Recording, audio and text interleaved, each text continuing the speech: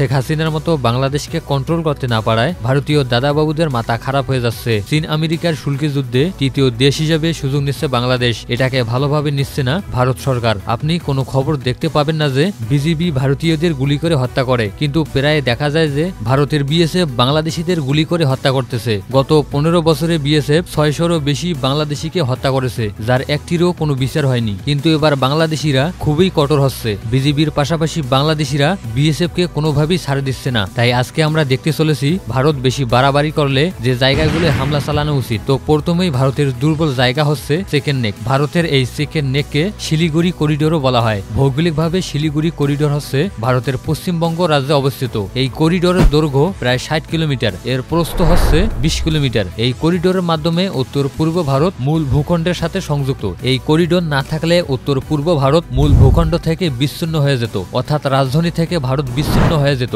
কারণ উত্তর পূর্ব ভারত সম্পূর্ণ স্থল বেষ্টিত, এর আশেপাশে কোথাও সমুদ্র নেই। ভারতে মোট 28টি রাজ্য রয়েছে, এর মধ্যে 8টি প্রদেশই হচ্ছে উত্তর পূর্বে অবস্থিত। এগুলো হচ্ছে সিকিম, আসাম, ত্রিপুরা, মেঘালয়, মিজোরাম, মণিপুর, অরুণাচল এবং নাগাল্যান্ড। শুধু সিকিম রাজ্য বাদে বাকি 7টা প্রদেশ সম্মিলিতভাবে সেভেন সিস্টার্স নামে পরিচিত। আর এই 7টি রাজ্যই ভৌগোলিকভাবে সেভেন সিস্টার্স ভারতের মূল রাজধানী থেকে অনেকটাই দূরে। কোনো কারণে শিলিগুড়ি করিডোর দখল করা হলে মূল ভূখণ্ড থেকে উত্তর পূর্ব ভারত সম্পূর্ণ আলাদা হয়ে যেতে পারে। অর্থাৎ কোনো দেশ যদি সেকেন্ড নেকে হামলা করে তাহলে এক হামলায় ভারতের 7টি রাজ্য বিচ্ছিন্ন হয়ে যেতে পারে। আর এটি হচ্ছে ভারতের সবথেকে দুর্বল জায়গা। তারপরে রয়েছে কলকাতা। এটি হুগলি নদীর তীরে 17 ফুট উচ্চতায় অবস্থিত। কলকাতার মোট আয়তন 1480 বর্গ কিলোমিটার। ভারতের পশ্চিমবঙ্গের রাজধানী হচ্ছে কলকাতা। উৎপাদন শিল্প, আর্থিক ও বাণিজ্য কার্যক্রম সহ এটি ভারতের প্রধান শহর হিসেবে বিবেচিত। ভারতের পশ্চিমবঙ্গের কলকাতায় রয়েছে বড় বড় সিনেমা সিরিয়াল ইন্ডাস্ট্রির প্রাণকেন্দ্র।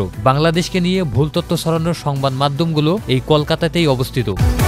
তারপর ভারতের গোপন ঘাঁটিগুলোতে হামলা করা উচিত। আপনাকে বলে রাখি যে ভারতের অনেক গোপন সামরিক ঘাঁটি রয়েছে, সেগুলো সম্পর্কে অনেকেই জানেন না। আর সেই সব ঘাঁটি রয়েছে জনবসতি থেকে অনেকটাই দূরে, আর চাইলেও সেখানে যাওয়া সম্ভব নয়। সেগুলোর মধ্যে হচ্ছে আন্দামান ও নিকোবর দ্বীপপুঞ্জ। 1980 সাল থেকে আন্দামানে গোপন সামরিক ঘাঁটির কাজ চালিয়ে যাচ্ছে ভারত প্রতিরক্ষা মন্ত্রণালয়। তারপর বরেলি বিমান বাহিনীর ঘাঁটি। তারপরে রয়েছে হুইলার আইল্যান্ড ঘাঁটি। ভারতের পূর্ব উপকূল থেকে 10 কিলোমিটার দূরে বঙ্গোপসাগরের বুকে অবস্থিত এই দ্বীপ। ভারত এই সামরিক ঘাঁটিতে অনেক মিসাইল পরীক্ষা করে। তারপরে রয়েছে ভারতের চরবেতিয়া এয়ারবেস গোপন ঘাঁটি। এটি ভারতের গুপ্তচর র দ্বারা পরিচালিত। এখানে বেশিরভাগ যুদ্ধ বিমান এআরসির অধীনে রয়েছে। এর পাশাপাশি বাংলাদেশের ভারতের সাথে সকল আমদানি রপ্তানি বন্ধ করা উচিত। আপনারা তো কয়েকদিন আগেই দেখতে পেলেন বাংলাদেশ ভারত থেকে আলু পেঁয়াজ না কেনার কারণে ভারতীয় দাদাবাবুদের কি হাল হয়েছিল। বাংলাদেশ আলু পেঁয়াজ কেনা বন্ধ করে দেওয়ায় ভারতীয় কৃষকরা ন্যায্য মূল্য পাচ্ছেন না। দেশটির বিভিন্ন অঞ্চলে পেঁয়াজের দাম বেড়ে যাওয়ায় ভারতের অভ্যন্তরে একটি বিশৃঙ্খলা পরিস্থিতি সৃষ্টি হয়েছে। ভারতীয় ব্যবসায়ীরা জানিয়েছেন পেঁয়াজ রপ্তানি শুরু না করলে তারা ভারতের বাজারেই পেঁয়াজ বিক্রি করবেন না। তাহলে একবার ভেবে দেখুন বাংলাদেশিরা ভারতের কাছ থেকে পণ্য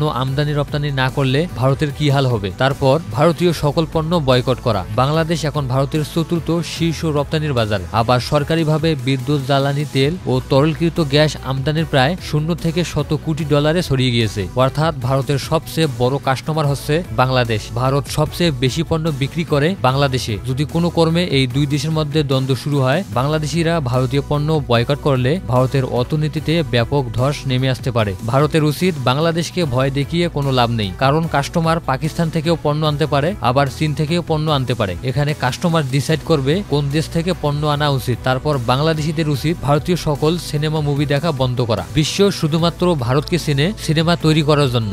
ভারতে অনেক সিনেমা সিরিয়ালের ইন্ডাস্ট্রি রয়েছে, আর এই সিনেমা সিরিয়াল সবচেয়ে বেশি দেখে বাংলাদেশিরা। আর আপনাকে বলে রাখি যে ভারতের এই ইন্ডাস্ট্রিগুলো বাংলাদেশ থেকে প্রতি বছরেই বিলিয়ন বিলিয়ন ডলার ইনকাম করে শুধুমাত্র সিনেমা থেকে। বাংলাদেশিরা এইসব দেখা বন্ধ করলে ভারতের অর্থনীতিতে ব্যাপক ক্ষতি হতে পারে। তারপর সর্বশেষে বাংলাদেশের যেসব কাজ করা উচিত সেটি হচ্ছে ভারতের বিরোধী দেশগুলোর সাথে সুসম্পর্ক তৈরি করা। ভারতের প্রতিবেশী দেশ বলে কেউ নেই শুধুমাত্র বাংলাদেশ ছাড়া। ভারতের পশ্চিমে রয়েছে আফগানিস্তান ও পাকিস্তান, ভারতের উত্তরে রয়েছে চীন, ভুটান ও নেপাল। তারপর ভারতের পূর্বে রয়েছে মায়ানমার এবং বাংলাদেশ। ভারতের সাথে সবচেয়ে দীর্ঘতম সীমান্ত রয়েছে বাংলাদেশের। ভারত এবং বাংলাদেশের মধ্যে সীমান্ত রয়েছে 4096 কিলোমিটার। ভারতের বন্ধু রাষ্ট্র হিসেবে তাকালে কোনো দেশকেই পাবেন না। নেপাল ও ভুটান হিন্দু দেশ হিসেবে পরিচিত হলেও ভারতের সাথে তেমন কোনো সুসম্পর্ক নেই, কারণ ভারত হচ্ছে উগ্রবাদী দেশ। ভারতের চেয়ে ভুটান ও নেপালের সাথে বাংলাদেশের সুসম্পর্ক রয়েছে। আসলে বাংলাদেশিরা হচ্ছে উদার মনের মানুষ, এরা কখনো যুদ্ধ চায় না। বাংলাদেশে অনেক হিন্দু বসবাস করে, তাদেরকে কোনো অত্যাচার করা হয় না, শুধুমাত্র ভারতেই মুসলমানদেরকে অত্যাচার করা হয়। তারপরেও এই ভিডিওটি তৈরি করা হয়েছে